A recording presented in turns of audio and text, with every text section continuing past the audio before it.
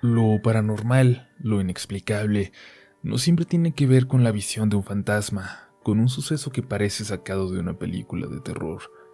Puede serlo, pero no siempre se trata de una experiencia así.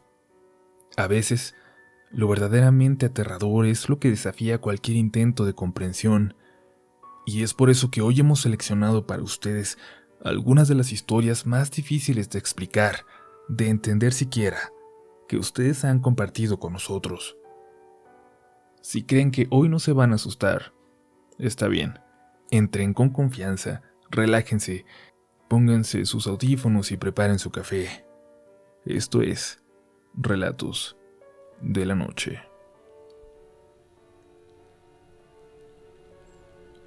Mi historia es corta, pero no puedo evitar querer compartirla con ustedes. Le escribo al correo porque deseo que sea anónima. Todo ocurrió hace 4 años, cuando mi hermano menor pasaba por un periodo muy difícil en su vida.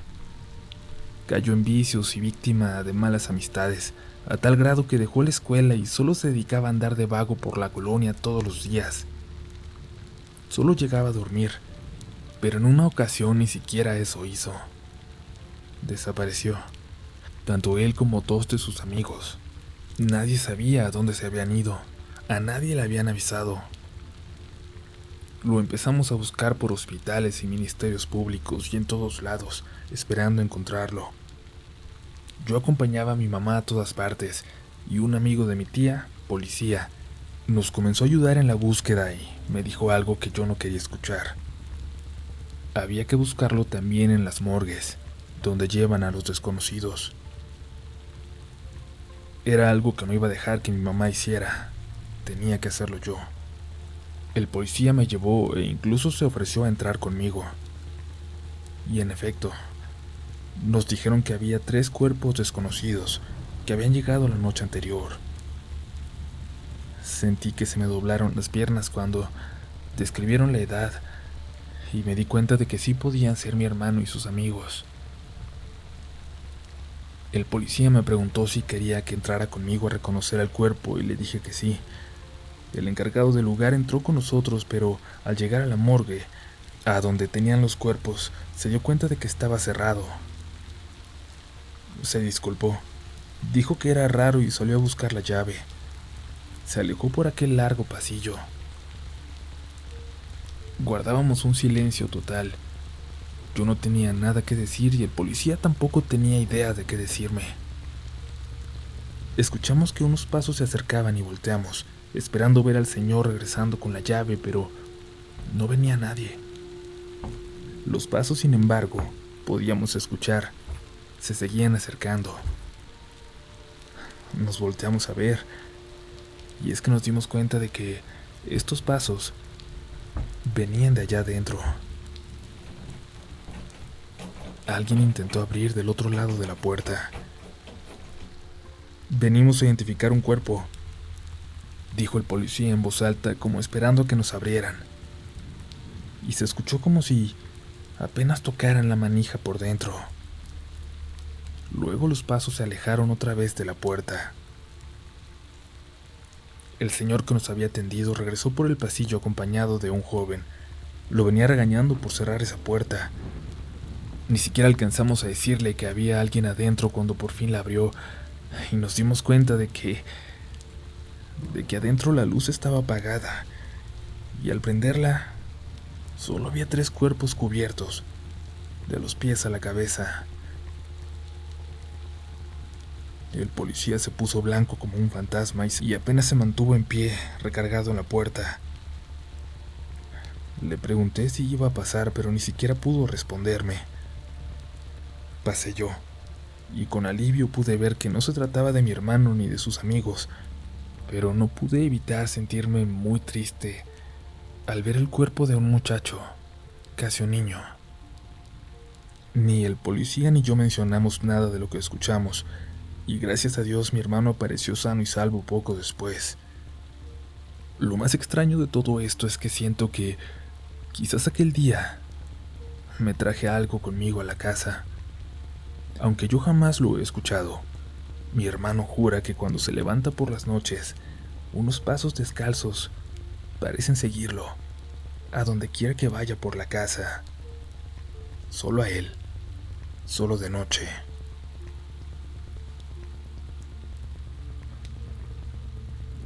No sé qué tanto tenga de paranormal, pero esta es mi experiencia, comunidad. Es algo muy extraño que ocurrió con mi padre en aquellas últimas semanas que estuvo a mi lado. Siempre vivimos solo él y yo. Éramos toda la familia que teníamos. Él se la pasaba trabajando, administrando un restaurante, un trabajo que lo exigía hasta en los días de descanso, y cuando yo entré a la universidad y conseguí mi primer empleo, ya casi no convivíamos, salvo en las vacaciones. Aún así, buscaba el tiempo para presentarle a mis amigos, y luego a Ale, mi novia, con la que él se llevaba muy bien. Con ella se dio precisamente aquella primera situación. Era un día normal a las 9:30 de la noche, cuando mi papá hacía corte de caja en el restaurante. Sonó el teléfono, y contestó aunque era un número privado. Del otro lado de la línea, apenas escuchaba una voz de mujer, a lo lejos, como si su teléfono se hubiera marcado sin querer y lo trajera en la bolsa.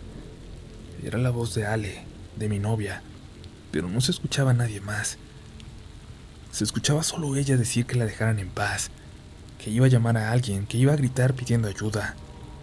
«Déjame en paz o te vas a arrepentir», dijo. Y luego se escuchaba como si empezara a correr, como si gritara. Mi papá me marcó en ese momento muy preocupado y sin saber qué hacer, pero yo seguía en clase y no pude contestar. Por alguna razón, algo lo hizo salir de ahí, caminar por la calle. A 2 cuadras del restaurante estaba una base de transporte público, donde mi papá sabía que salían los que van hacia el barrio de Ale. Sabía que no tenía nada que hacer por ahí en esos días de la semana, pero caminó de todas formas hacia allá, mientras me seguía mandando mensajes para preguntarme por ella y que le diera su teléfono, que le marcara. La calle estaba muy oscura, y en esa zona se solían juntar muchachillos de esos malvivientes del centro. Vio a lo lejos a 3 de ellos, compartiendo una botella en un rincón oscuro. Pero ya era demasiado tarde para regresar, así que continuó caminando, esperando que no notaran su presencia. «Déjame en paz, o te vas a arrepentir».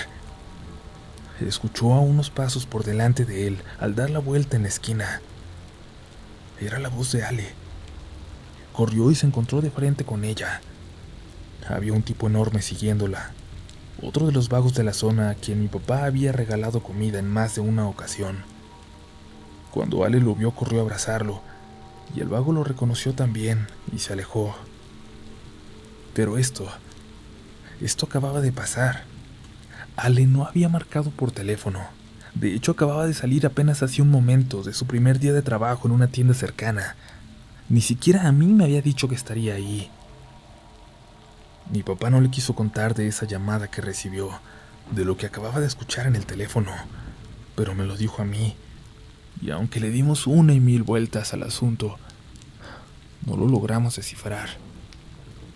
Unas semanas después, al llegar a casa pasadas de las 12, mi papá me estaba esperando despierto. Me dijo que había recibido otra llamada, aunque no me dijo qué fue lo que escuchó en esta ocasión. Parecía preocupado por mí. Nos pusimos a platicar. Ambos teníamos cosas que hacer al día siguiente, muy temprano, pero salimos por algo de cenar y luego nos quedamos platicando hasta que amaneció. Apenas dormimos 1 hora y nos levantamos para ir a trabajar. Era miércoles. Los días siguientes ya no tuve mucho tiempo de verlo. Él me encontraba dormido para cuando llegaba. El sábado por la noche, yo recibí una llamada. Era Jorge Luis, el subgerente del restaurante. Unos supuestos clientes se habían quedado más allá de la hora de cerrar, algo hasta cierto punto normal, y mientras ellos terminaban de cenar, mi papá y Jorge Luis hacían el corte de caja en la oficina. Pero aquellos no eran clientes, eran asaltantes que llevaban un plan. A pesar de que no se resistieron, ellos no dejaron a mi papá. Falleció mientras esperaban la ambulancia. Y yo Siempre me he preguntado qué fue lo que escuchó en aquella segunda llamada, y si tuvo que ver con aquella noche que pasamos platicando hasta el amanecer, como si él supiera que era la última. Junto a mi mamá y mi abuela somos fanáticas de Relatos de la Noche desde hace 4 años, pero nunca creí tener una historia que compartir con ustedes. Resulta que sí, que en la familia existe una experiencia muy extraña, digna de compartir. De esto son testigos mi madre y mi abuela, y ambas me lo han contado con exactamente los mismos detalles, y no tendría por qué dudar de su palabra. Pero bueno, lo supe hasta hace unas semanas que lo recordaban junto a una amiga de su pueblo, y yo lo escuché, y me enojé un poco con ellas porque nunca me lo habían contado. Esto ocurrió en 1982, en un pueblito junto al río San Juan, entre Veracruz y Oaxaca. Regresaban mi mamá y mi abuela de trabajar, cuando se encontraron con un escándalo en la calle. Todos los vecinos estaban afuera y miraban hacia los techos, buscando. Decían que algún ladrón había pasado corriendo por ahí, de techo en techo, y querían encontrarlo antes de que oscureciera por completo. Había roto algunos techos y querían darle un escarmiento. Cuando ellas entraron a su casa, vieron mucho polvo frente a la mesa del comedor y un pedazo de madera. También les había dañado el suyo, así que salieron enojadas y se pusieron a buscar con los demás. Al salir en la calle, mi mamá se encontró con sus amigas y se fue con ellas. Eran todavía unas muchachas y estaban entretenidas por el alboroto, mientras los adultos eran los que estaban realmente molestos y queriendo encontrar a aquel vago para hacer justicia por su propia mano. Y a lo lejos, al final de la calle, se escucharon unos gritos. Gritaban que lo habían encontrado. Corrieron todos hacia aquella esquina donde estaban esos muchachos que gritaban que lo habían encontrado y que pedían a gritos una lámpara.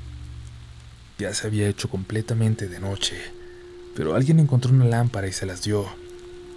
Uno de los chicos entonces iluminó hacia la iglesia del pueblo, hacia la torre. Ahí, colgado de una reja, estaba un hombre desnudo.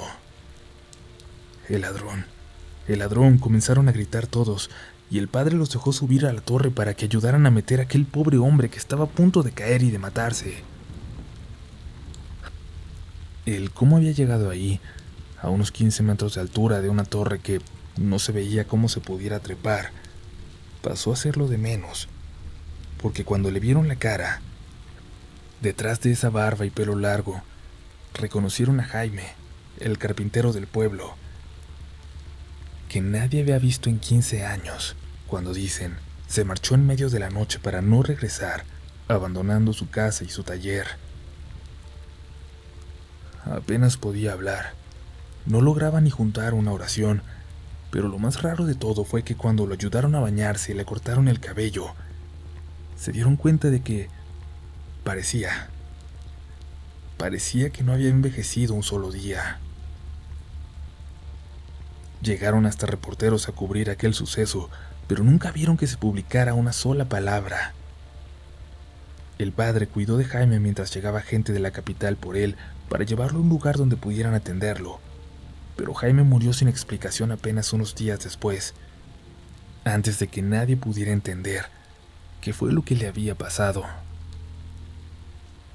Dice la señora que vino de aquel pueblo, la amiga de mi mamá, que por allá aún se sigue contando sobre aquel extraño suceso.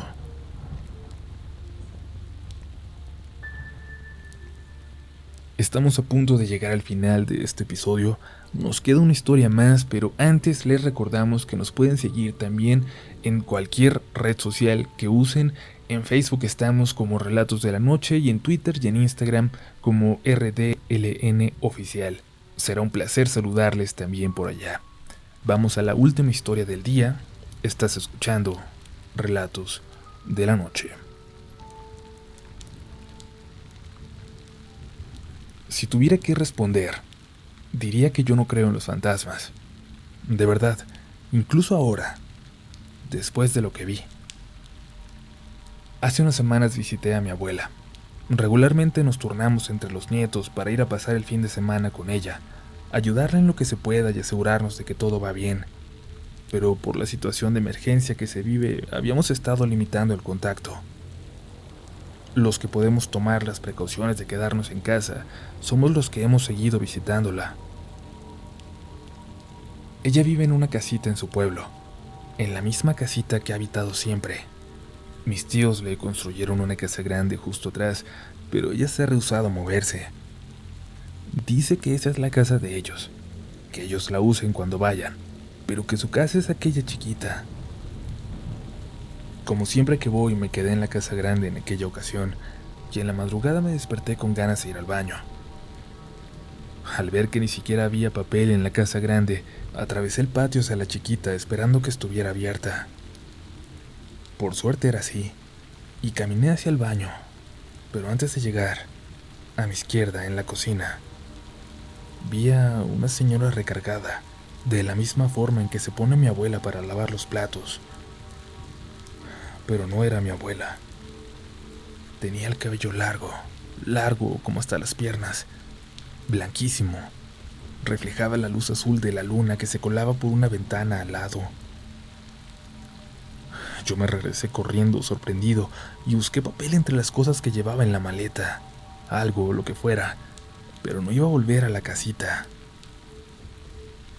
Por la mañana le dije a mi abuela lo que había visto en aquella noche, y ella me miró muy extrañada. ¿Cómo dices que era?, me preguntó genuinamente sorprendida.